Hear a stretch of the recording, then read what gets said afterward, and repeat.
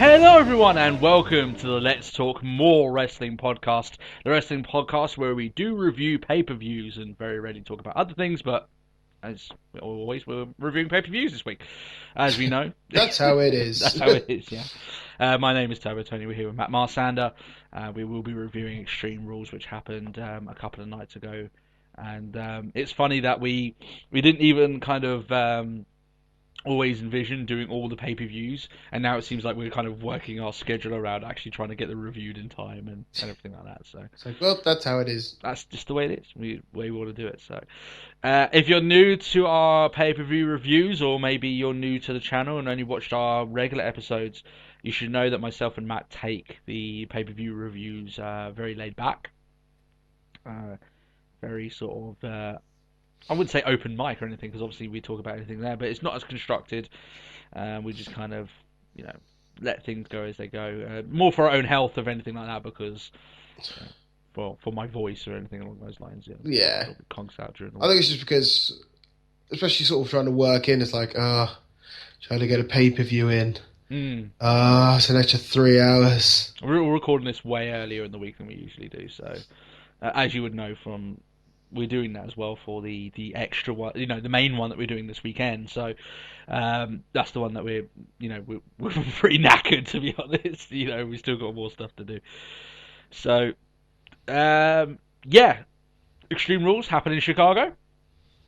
Big wrestling scene. They obviously CM Punk chants were happening. They're dimming down each time WWE goes to. Yeah, I find it quite odd. I was like, wow, Chicago aren't.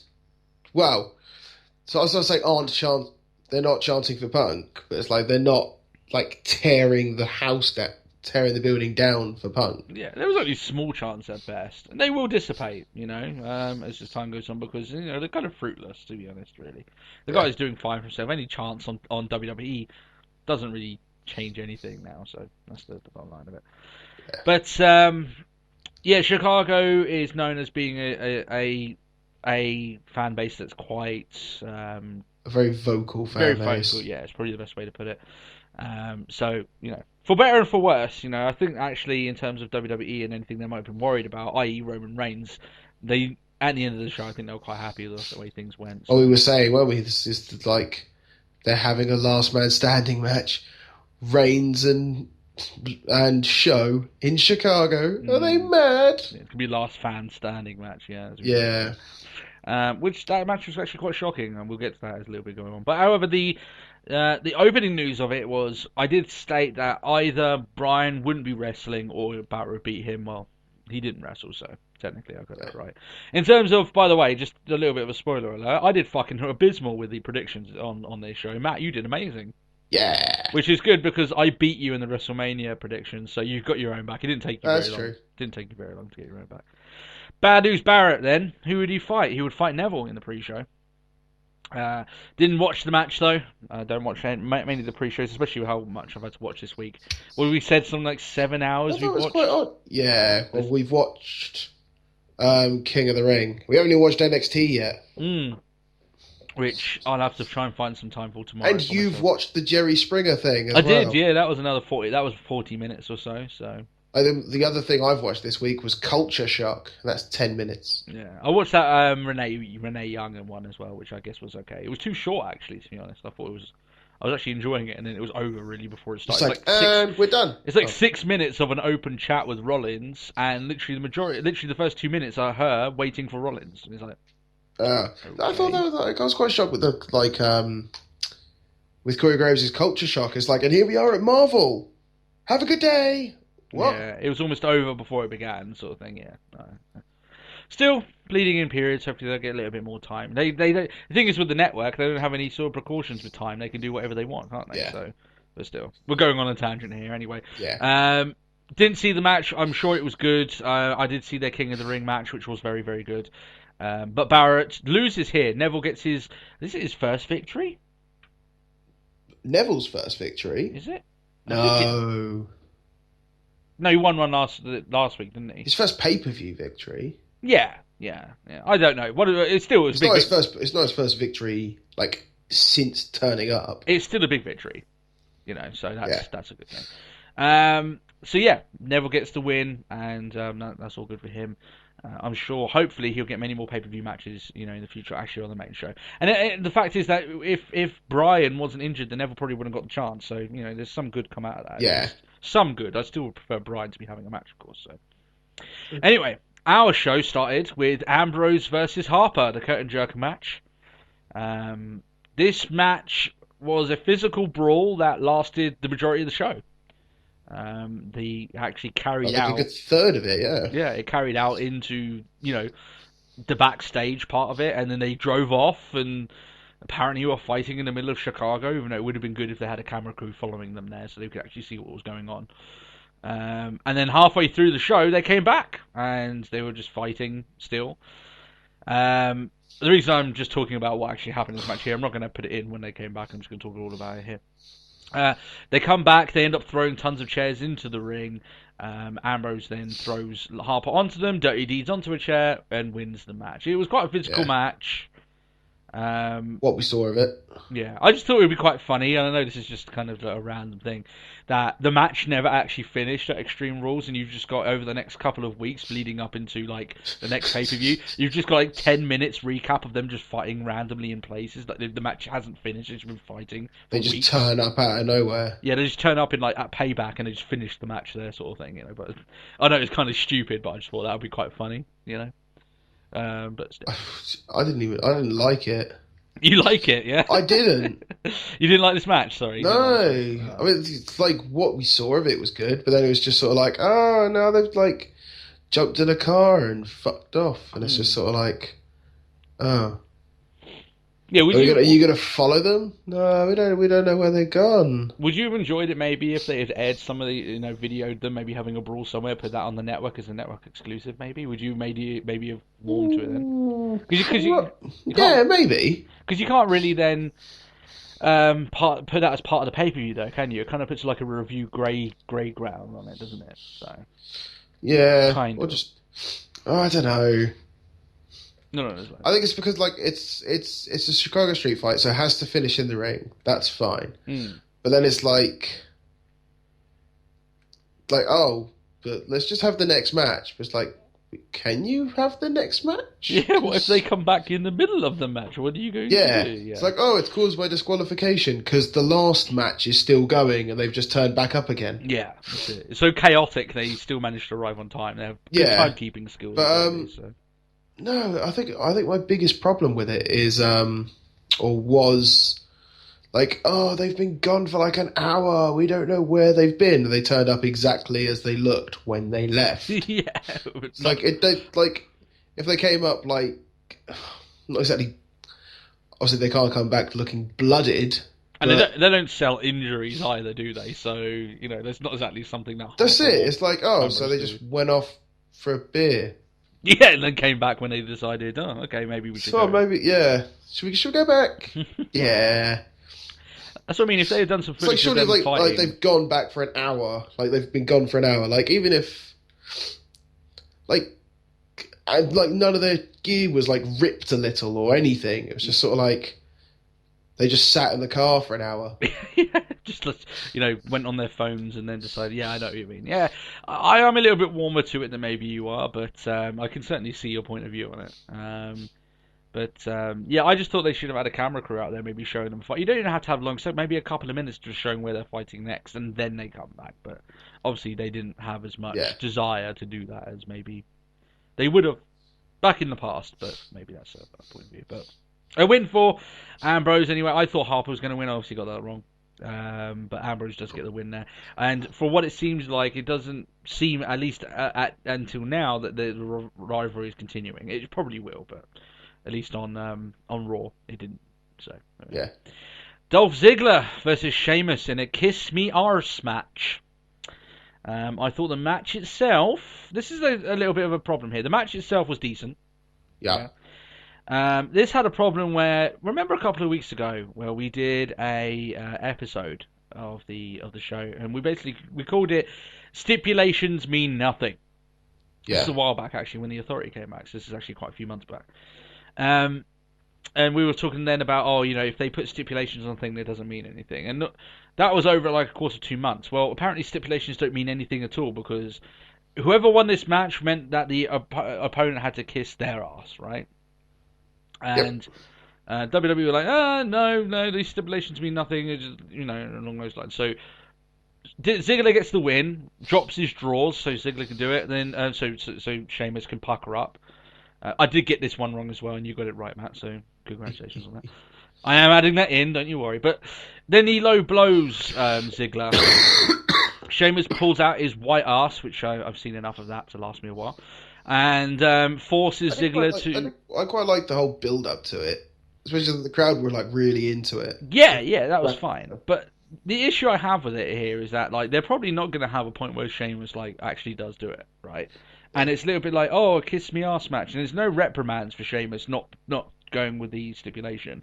And there, something happened in the main event, kind of to this point.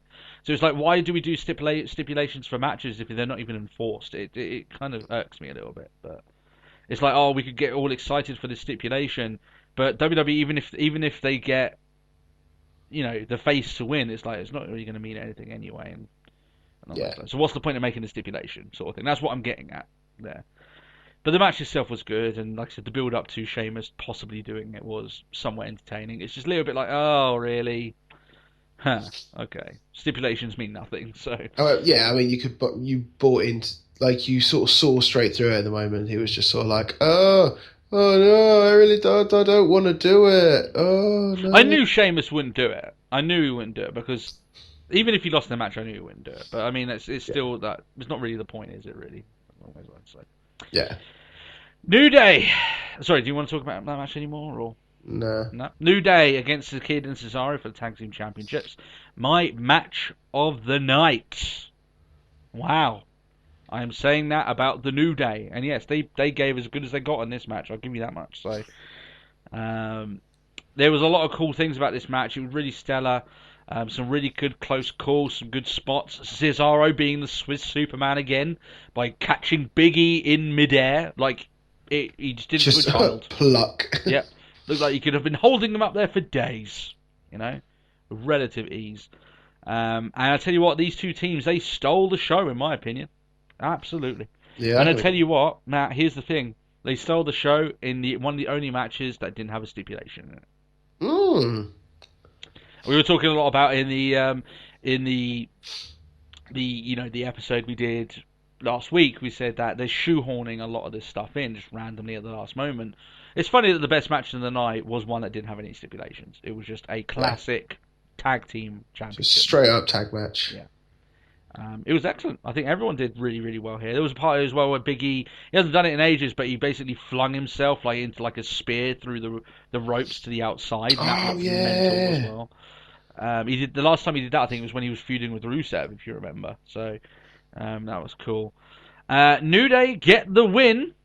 They use the most devastating finishing move in all of professional wrestling, the roll-up pin. Even in a great match, that you can use your Trouble in Paradises or whatever, or the Big End, which I think is a fucking horrible name for a finisher. You can use all that, but still. If you really need to win the titles, you know which move you go to when the go gets out. When the chips are down, that's it. You know what needs to be done. That's it. The roll-up pin does it for everyone. Legends, champions, doesn't matter. Beats them all. This ends Kidd and Cesaro's title reign that lasted all of 2 months. Wasn't exactly great. I think they had all of maybe that tops 3 title defenses, and they lost the third one to New Day. So not exactly that great, which is a bit of a shame. But I didn't think they would pull the trigger on it this soon, but I guess they're going with the full New Day being the champions and getting the most out of the heat they're getting and along those lines. So don't have too much of a problem with it, especially with a match this good. Yeah, and I can live with that. Haven't said something this positive about the New Day since they debuted, so just feel... Or, not even that, you haven't said anything this positive about Kofi. I said that I liked the direction he was going, and maybe this heel thing could be what makes him. And I quite you know what? I did enjoy it as well. Yeah. So far, he's been entertaining. He's been good as the heel character. Yeah, he's been doing good. Hasn't done much in it yet, but he's done enough. And they're not exactly cool. the thing is with New Day being heels, is they're not telling the fans, oh, they suck and everything like this. It's the sly little smiles when they do something that's heelish. I like that, personally. Yeah. It's like, yeah, we're acting Subtle face, hit. but we know we're heel. We know we are. Like, we so, know you hate us. Yeah. So yeah, great match here, and not easily the best of the night. There was one later on that did challenge it, but I still would go with this match as the best match of the night. John Cena versus Rusev. I disliked this match because I disliked strap matches. I'm not a strap match fan. No, I'm not. This match didn't win me over on the concept, and unfortunately, with this match, it seemed too easy for me to see Rusev being beaten. And for a guy that went an entire year without losing, that's a little bit scary to me. That he seemed too easily beaten, in my respect. But still, it's Cena. There is that. But it's bad that I expect Rusev to lose at this point. You know. And the fact is, this isn't the last match they're going to have, which is a little bit like weird. This is the rubber match, and it's like, nope, we're going to have Cena Rusev 4 because that's what the world wants apparently, and still. But yeah, I've never liked strap matches. I think they disrupt the natural drama of a wrestling match, and I haven't seen one yet that really has won me over to the concept. And even if it does, it must be a gem in a pile of bad matches, in my opinion. And they did the best they could. I wasn't that in. Well, I know you're not too keen on strap matches either, because you kind of feel the same way as I do, don't you? About the drama of a match and stuff like that. So I don't like it. No. It was good enough as strap matches go. I think it was probably the least entertaining of the matches they've had so far. So, and maybe that's just me not liking the match type itself. But there we are. Cena, yeah, he gets the win, as you knew, and Lana was doing the thing here where she was getting cheered, and this is the first time they did it again on Raw. But she came up, they were all cheering for her, so she went up onto the apron, and she was loving it. She was cheering all of it on, and then Rusev basically told her get the fuck out of the arena. So she did. What the hell do you think you're doing, bitch? She's tell you what, Lana won us over with that fantastic ass. So that's it. That's all it is. Oh no, it's much more than that. We're such simple creatures. Yeah, we are simple creatures, wrestling fans, but still. Hell, my wife likes that ass, so I can get away with saying that. That's no problem. So it's because I married well. That's what I'm saying. That's it. A fine choice. A fine choice. We can adore the female figure, equally on that front. So. Yeah, we will get Cena Rusev 4, and no, it's not good. So it's not nice. Nikki Bella against Naomi for the the Divas Championship. Hate that it's not the Women's Championship still. Naomi's boots are now neon. Yes, she needs an entire attire of neon that changes colour with each bump, I'd say.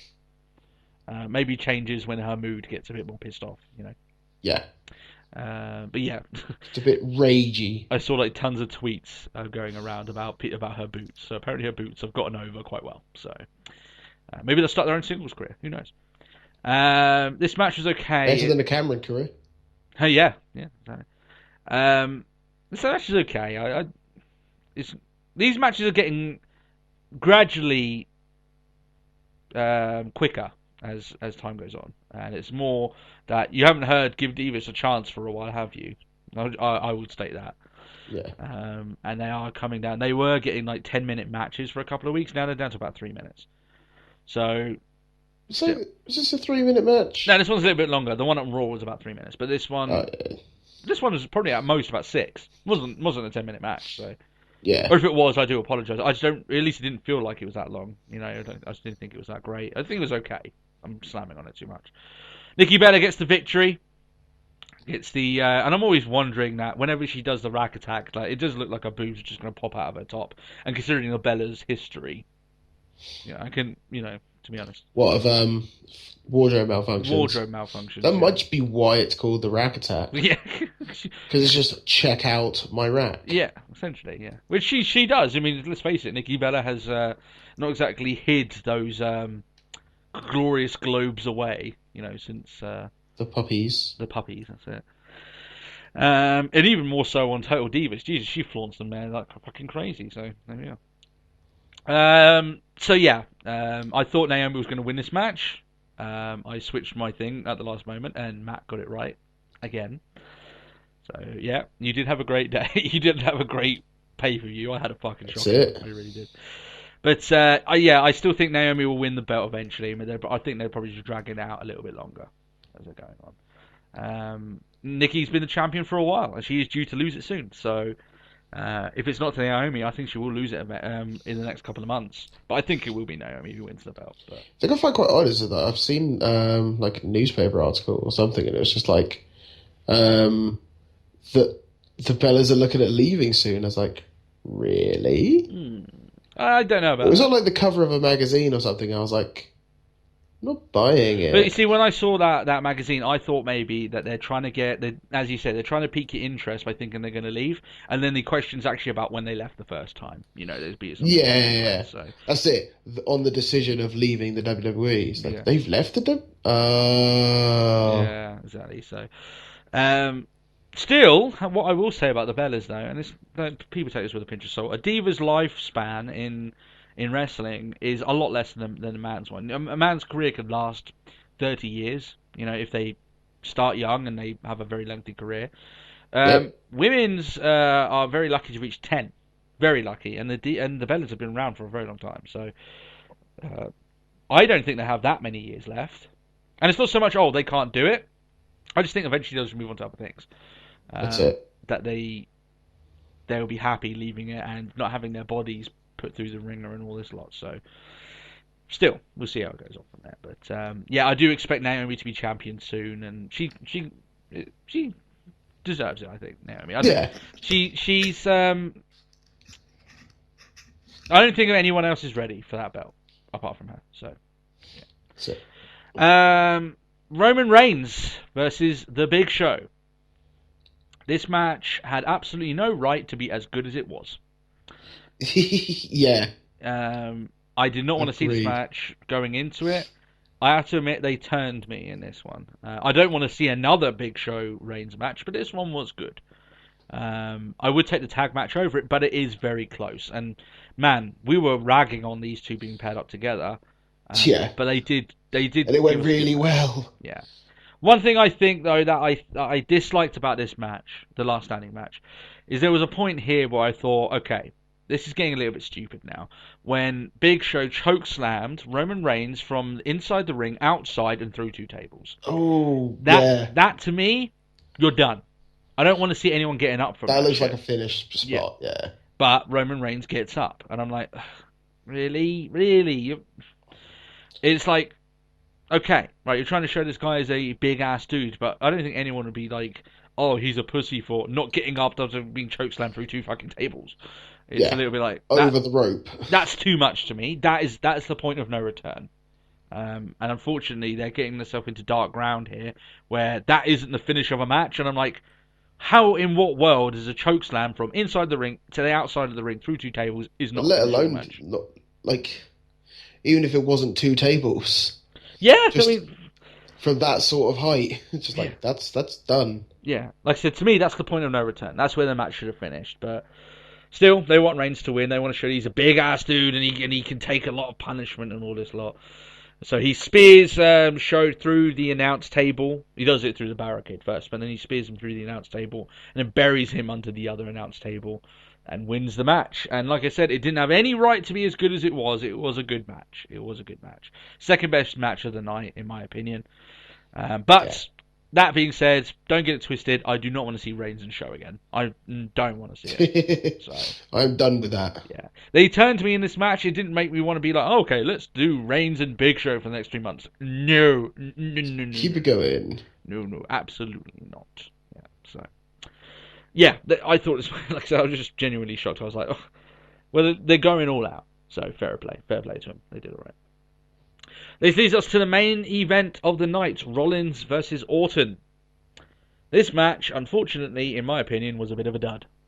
It didn't come close to the tag team match or the Reigns Big Show match. So, not only did they prove us right when we said that Orton's plan of keeping the authority out was a stupid one because the cage has a fucking door, Kane and JJ Security were basically hugely involved in the majority of this match. So, yeah. There's so much for Randy Orton's plan of, I'm going to keep the authority out. There's a fucking door. A door that opens and no one's there. It's not exactly chained up or anything along those lines.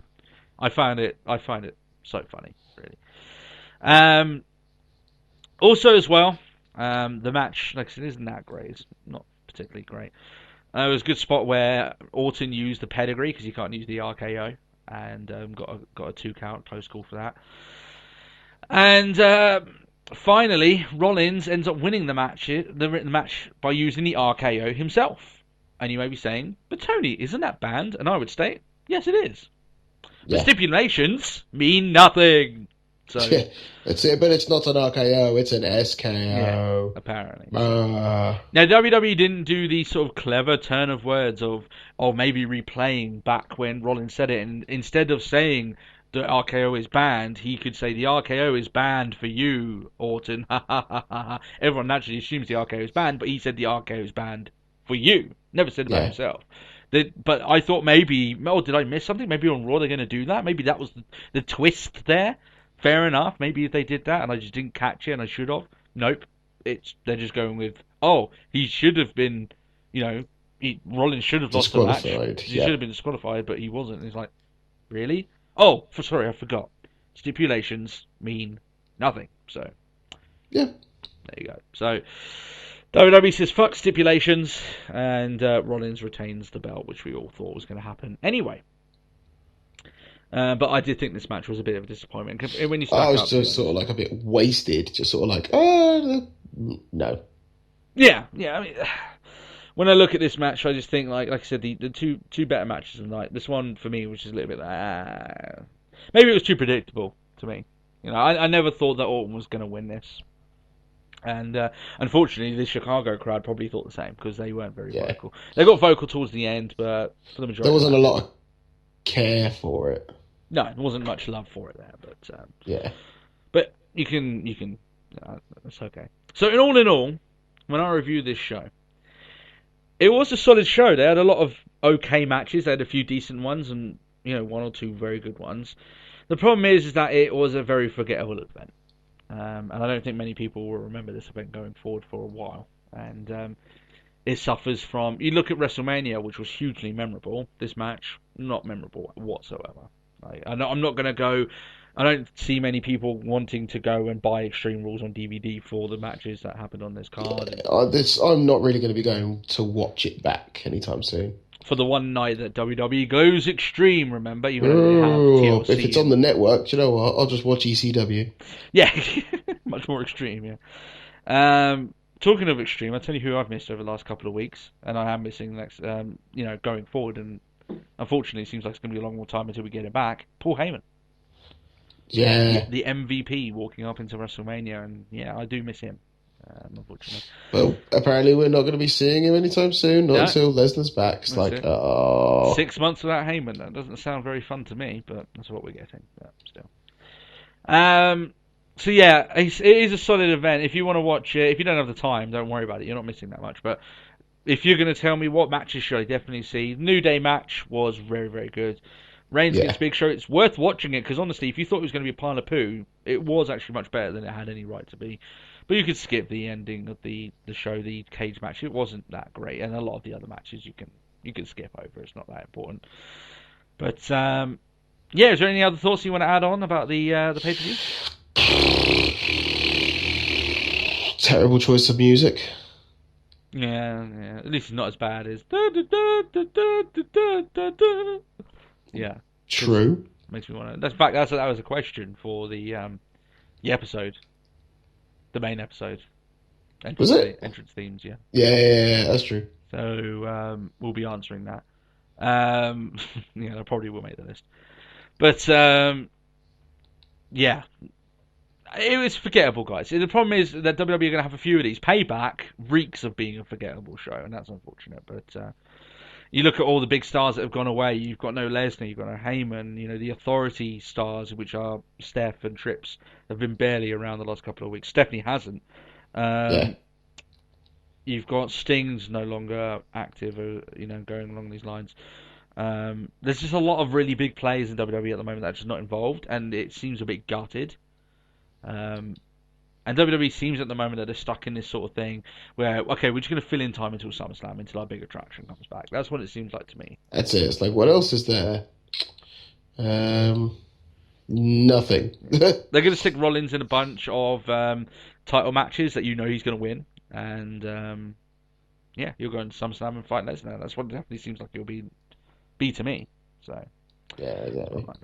if you did enjoy this episode, this review, should we give this a thumbs up or thumbs down? I give it a thumbs in the middle. It's just too forgettable to give. Just a meh. Just a meh, unfortunately. Yeah. Yeah, exactly. I'm in no rush to watch it again anytime soon. That's it.